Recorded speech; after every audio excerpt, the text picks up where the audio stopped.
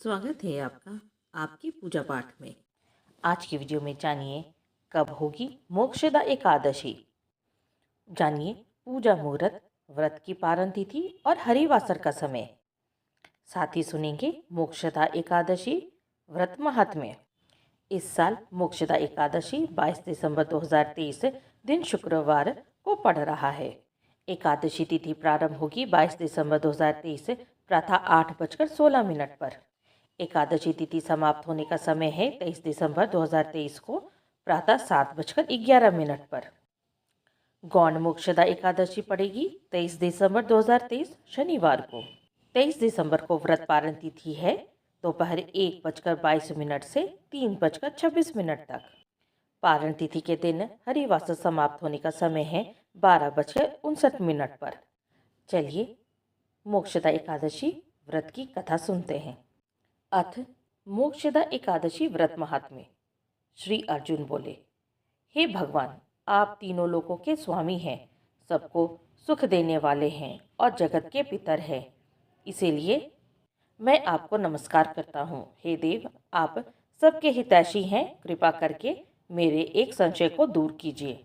मार्गशीर्ष माह के शुक्ल पक्ष में जो एकादशी होती है उसका नाम क्या है? उस दिन कौन से देवता की पूजा की जाती है और उनकी विधि क्या है?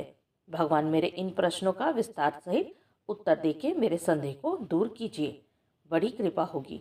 भगवान कृष्ण बोले, हे अर्जुन, तुमने अत्यंत उत्तम प्रश्न किया है, इसलिए तुम्हारा यश संसार में फैलेगा। तुम ध्यानपूर्वक सुनो। मार्गशीर्ष माह के शुक्ल पक्ष की एकादशी अनेकों पापों को नष्ट करने वाली है।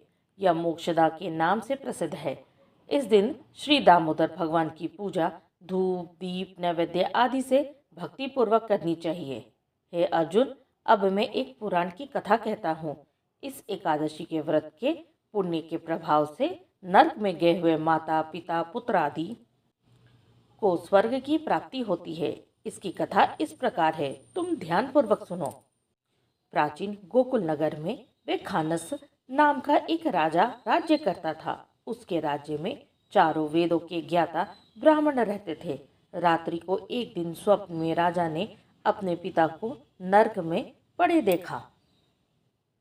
उसको स्वप्न में देखकर बड़ा आश्चर्य हुआ और प्रातःकाल होते ही वह ब्राह्मणों के सामने अपनी सब स्वप्न कथा कहने लगा। हे ब्राह्मणों, रात्रि को स्वप्न में मैंने अपने पिता को नरक में पड़ा देखा और उन्होंने मुझसे कहा कि हे पुत्र, मैं अब नरक भोग रहा हूँ, मेरी यहाँ से मुक्ति करो। जब से मैंने उनके यह वचन सुने हैं तब से मुझे चैन नहीं है।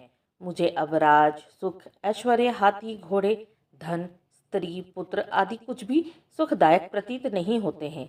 अब मैं क्या करूं? कहाँ जाऊं? इस दुख के कारण मेरा शरीर तप रहा है।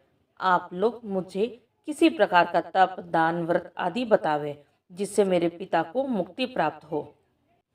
राजा के ऐसे वचनों को सुनकर ब्राह्मण बोले, हे राजन, यहाँ से करीब ही वर्तमान, भूत, भविष्य के ज्ञाता एक पर्वत नाम के मुनि हैं। आप यह सब बातें उनसे जाकर पूछ लीजिए, वे आपको इसकी विधि बता देंगे। राजा ऐसा सुनकर मुनि के आश्रम पर गए। उस आश्रम में अनेकों शांतचित्त योगी और मुनि तपस्या कर रहे थे। उस समय चारों वेदों के ज्ञाता पर्वत मुनि दूसरे ब्रह्मा के समान बैठे थे। राजा ने जाकर उनको साष्टांग प्रणाम किया। पर्वत मुनि ने उससे कुशलक्षेम पूछी। तब राजा बोले, हे देवर्षि, आपकी कृपा से मेरे राज्य में सब कुशल है, परंतु अकस्मात एक विघ्न आ गया है जिससे मुझे अशांति हो रही है। अब आप कृपा करके मेरे इस संशय को दूर कीजिए। ऐसा सुनकर पर्वत मुनि ने एक मुहूर्त के लिए नेत्र बंद कर लिए और भूत भविष्य का विचार करने लगे। फिर बोले, हे राजन, मैंने योग बल के द्वारा तुम्हारे पिता के समस्त कुकर्मों का ज्ञान प्राप्त कर लिया है। उन्होंने पूर्व जन्म में कामातुर होकर सौत के कहने पर अपनी दूसरी रानी को ऋतुदान मांगने पर भी नहीं दिया।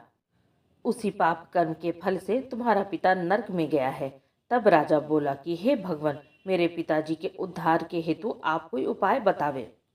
तब पर्वत मुनि बोले, हे राजन, मार्गशीर्ष मास के शुक्ल पक्ष में जो एकादशी होती है उस एकादशी को आप उपवास करें और उस उपवास के पुण्य को अपने पिता का संकल्प छोड़ दें। उस एकादशी के पुण्य के प्रभाव से अवश्य ही आपके पिता की मुक्ति होगी। मुनि के वचनों को सुनकर राजा अपने राज्य को आया और कुटुंब सहित मोक्षदा एकादशी उपवास किया। उस उपवास के पुण्य को राजा ने अपने पिता को दे दिया, अर्थात संकल्प छोड़ दिया। उस पुण्य के प्रभाव से राजा के पिता को मुक्ति मिली और स्वर्ग में जाते हुए अपने पुत्र से बोला, हे पुत्र, तेरा कल्याण हो। यह कहकर स्वर्ग चला गया। मार्गशीर्ष माह के शुक्ल पक्ष की मोक्षदा एकादशी को जो व्रत करते हैं उनके समस्त पाप नष्ट हो जाते हैं और अंत में स्वर्ग लोक को जाते हैं। इस व्रत से बढ़कर मोक्ष देने वाला दूसरा कोई भी व्रत नहीं है। इस कथा को सुनने व पढ़ने से वाजपेयी यज्ञ का फल मिलता है। यह व्रत मोक्ष देने वाला चिंतामणि के समान है। इति मोक्षदा एकादशी व्रत कथा। अगर आपको ये वीडियो पसंद आई हो तो हमें लाइक करें, कमेंट करें। साथ ही अगर सब्सक्राइब ना किया हो तो सब्सक्राइब भी कर ले और बेल नोटिफाई करना ना भूलें। इससे हमारे आने वाले वीडियो की नोटिफिकेशन आप तक सबसे पहले पहुंचेगी। यहाँ तक बने रहने के लिए आप सबका धन्यवाद। यहाँ तक बने रहने के लिए ओम नमो आप सबका भगवते धन्यवाद। जय वासुदेवाय माता दी। नमः।